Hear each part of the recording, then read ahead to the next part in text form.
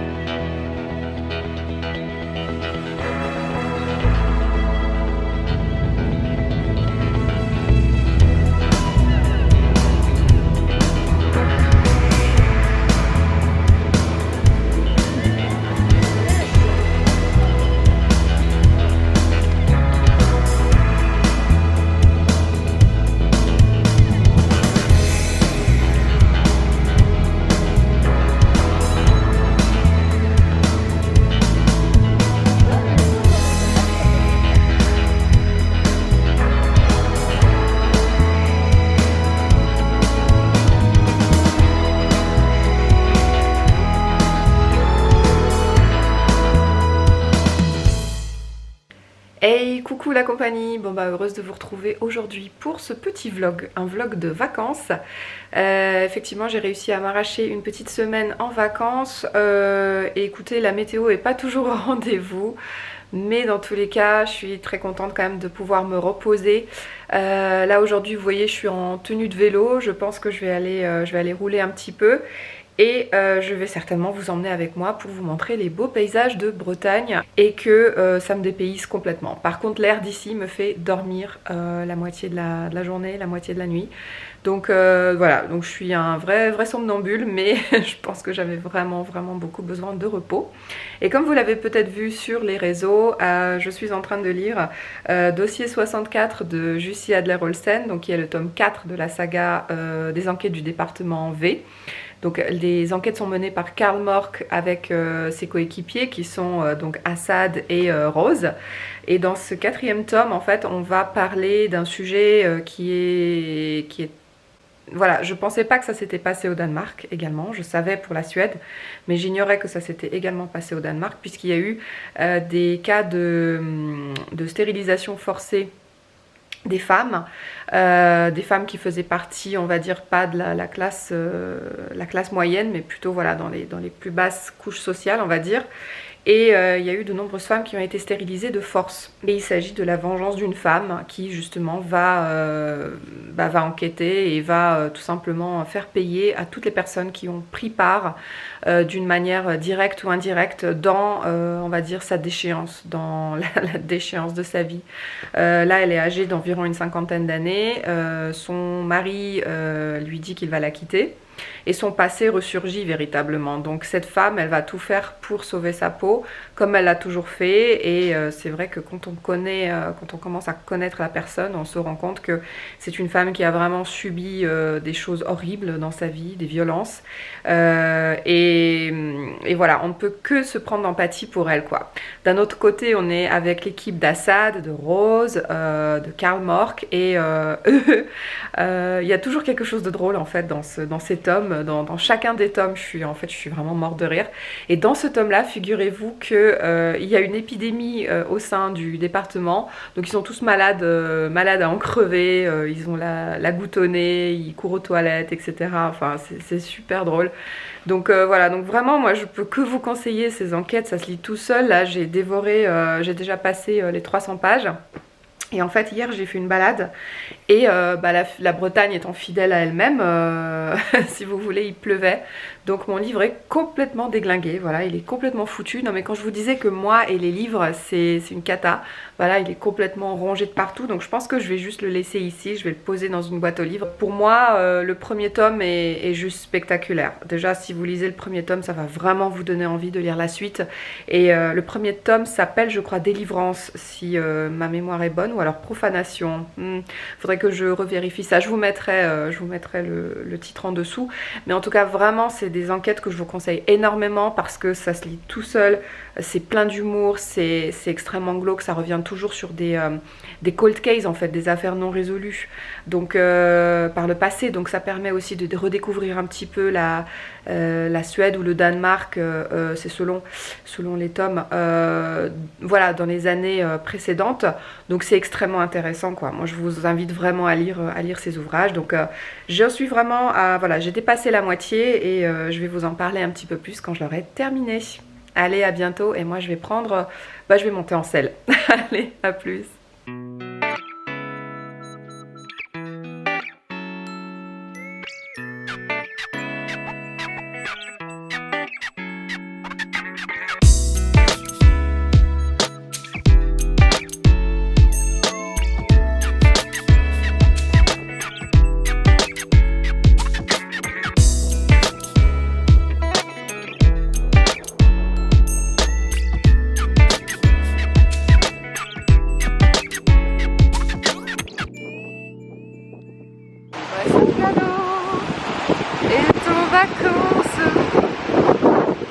Je suis très heureuse de vous retrouver aujourd'hui. Donc juste pour vous dire que j'ai quasiment terminé la lecture de Dossier 64 de Jussi Adler-Olsen. Et oui, je me fabrique mes marque-pages moi-même.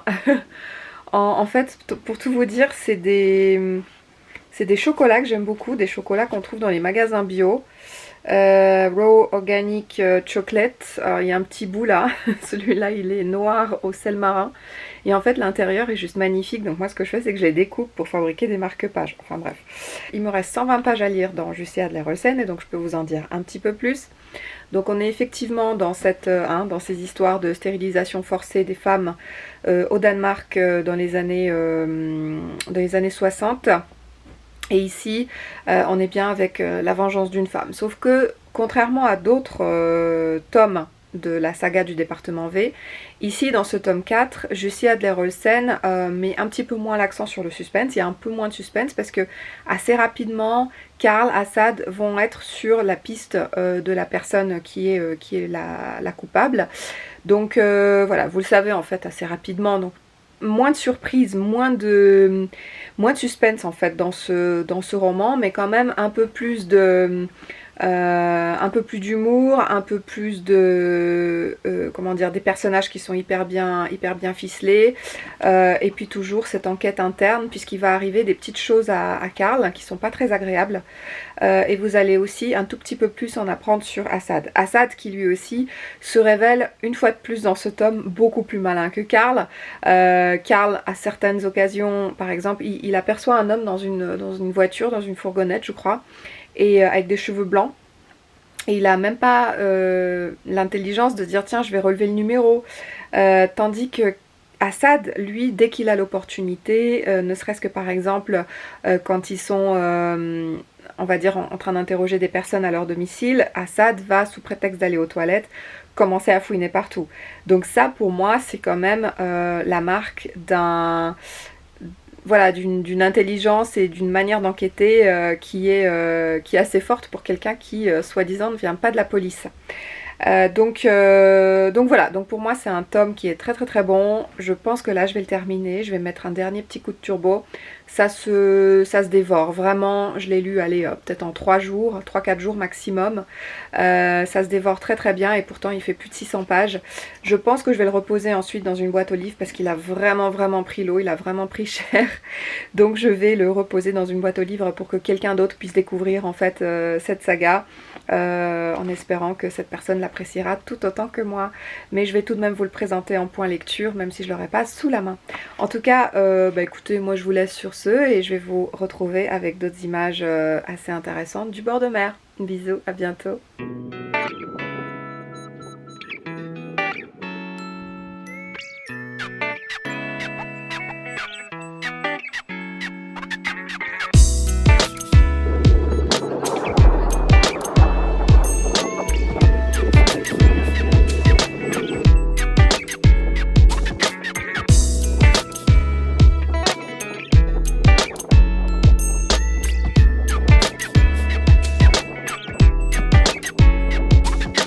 Et coucou la compagnie, je vous retrouve aujourd'hui avec une tête épouvantable parce qu'il pleut dehors. J'ai juste mis le nez dehors pour aller en pharmacie voir s'ils font des tests PCR parce que j'ai besoin d'un test pour mon retour et il fait un temps épouvantable. Bref, la Bretagne est fidèle à elle-même.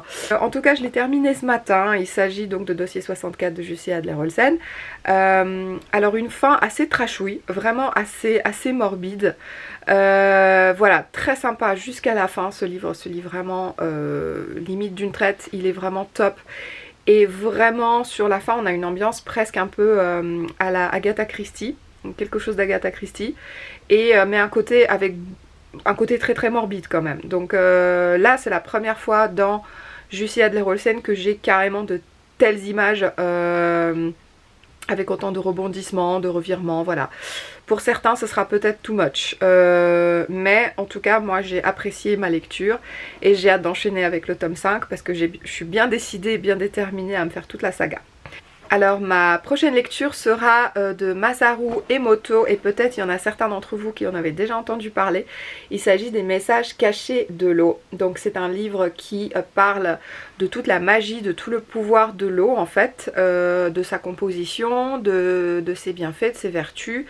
Et pour moi qui suis un véritable dromadaire qui ne boit jamais et qui oublie complètement de boire, qui n'a aucun respect pour l'eau, je laisse couler beaucoup l'eau quand je prends ma douche et quand je fais la vaisselle et c'est vrai que peut-être avec ce livre ça va un petit peu éveiller davantage ma conscience écologique.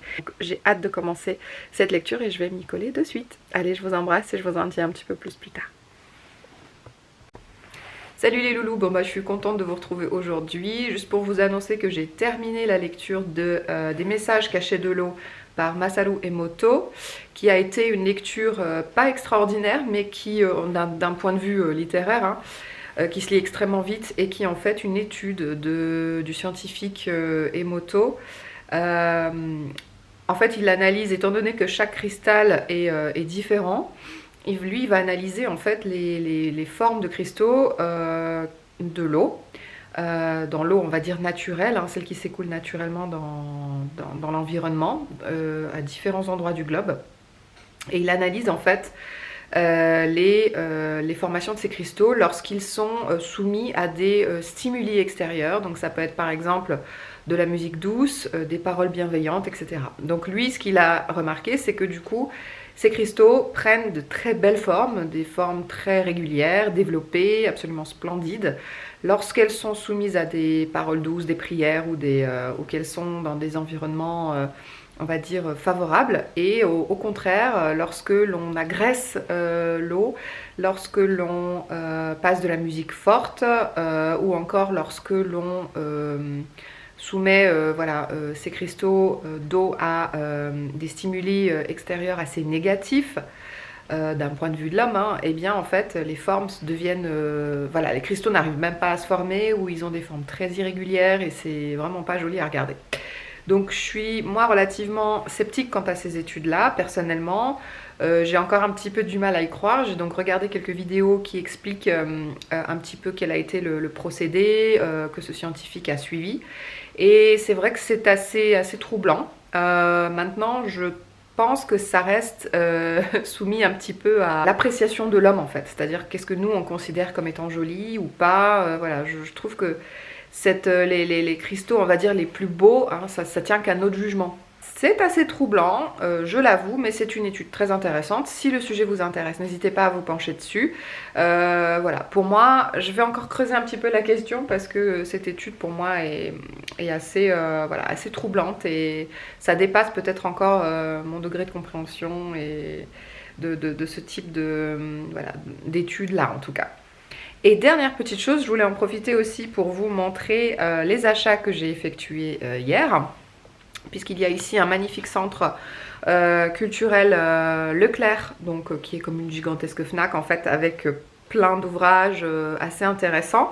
Donc j'ai trouvé 2 livres, il y en a un qui me faisait rire, c'est Jogging funeste à Moëlan-sur-Mer. Donc c'est une étude sur effectivement une enquête policière sur un meurtre qui a eu lieu à Moëlan-sur-Mer, apparemment donc sur une joggeuse.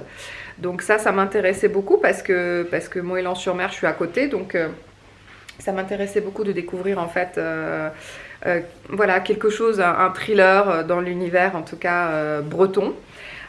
Et la deuxième chose, la deuxième pavasse que j'ai achetée, et franchement je sais pas si c'était une bonne idée, c'est aux éditions Atalante et c'est Les Guerriers du Silence par Pierre Bordage. Donc Pierre Bordage, c'est un auteur que j'aime beaucoup, mais comment vous dire, là il s'agit de l'intégrale. Et ce que vous voyez pas, c'est qu'en fait, il fait 1600 pages. Il fait plus de 1600 pages. Bon, ça va être l'horreur à lire. Mais j'avais super envie de le découvrir. Donc, je pense que je vais l'attaquer en fait sur le trajet du retour. Donc, je vous abandonne sur ce et je vous retrouve tout bientôt pour la suite des aventures. Je pense que demain, je vais encore aller visiter un petit peu. Allez, je vous embrasse fort. À bientôt. Ciao.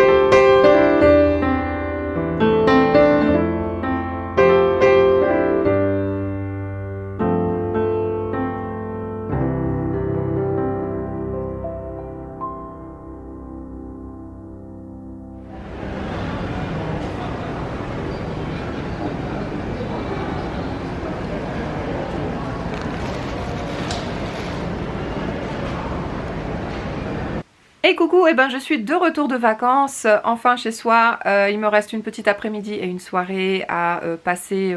Effectivement, je pense que je vais lire tout simplement. Je vais me consoler un petit peu de ce voyage retour. Parce que comme vous avez pu voir dans l'avion, j'étais en train de lire Pierre Bordage, Les Guerriers du Silence, ce livre qui me fait que j'avais super envie de lire, qui me faisait tellement envie que voilà, que j'ai payé 25 balles et qui me faisait des souvenirs. Figurez-vous qu'en atterrissant, quand je suis passée aux toilettes, je me le suis fait voler dans les toilettes. Je l'ai posé sur une petite étagère au moment de faire ce que j'avais à faire. Je l'ai oublié derrière moi et en y retournant une demi-heure plus tard, le livre n'y était plus. Et c'est très curieux parce que pourtant à l'aéroport il y avait vraiment personne. Donc bah voilà, je suis tout simplement écœurée de cette situation. Je comprends pas qu'on puisse voler un livre comme ça. Un livre c'est très personnel. C'est tellement dommage que la personne ne l'ait pas honnêtement déposé tout simplement dans un commerce à côté ou puisque je me suis renseignée. Hein. Bon bref. Donc un peu déçue, je pense que je vais juste renommer ma chaîne, au lieu de Livre et sac à dos, je vais la renommer Livre et tête en l'air ou quelque chose comme ça, voilà, parce que vraiment en ce moment, mais j'ai tellement la poisse, c'est affreux. Et du coup pour me consoler, je vais bouquiner, mais chez moi, je pense que je vais plus sortir de chez moi, comme ça j'aurai pas de problème. Je vais lire un petit peu du Métro 2034 de Dmitri Glukovski, qui sera ma prochaine lecture pour le Cold Winter Challenge. Et je vais peut-être aussi me lancer dans la lecture commune que je commence normalement demain avec plusieurs personnes, donc qui est A Sorcery of Thorns, qui est un gros pavé de fantasy. Donc voilà, ces vacances s'achèvent ainsi. Moi je vous embrasse très très fort. J'espère que la Bretagne ça vous a plu. Moi ça m'a plu énormément, c'était vraiment magnifique. Et j'espère vous retrouver très très bientôt dans un prochain vlog. Peut-être je vais vous en faire un lorsque je rachèterai le Pierre Bordage. Allez, à bientôt, tchuss!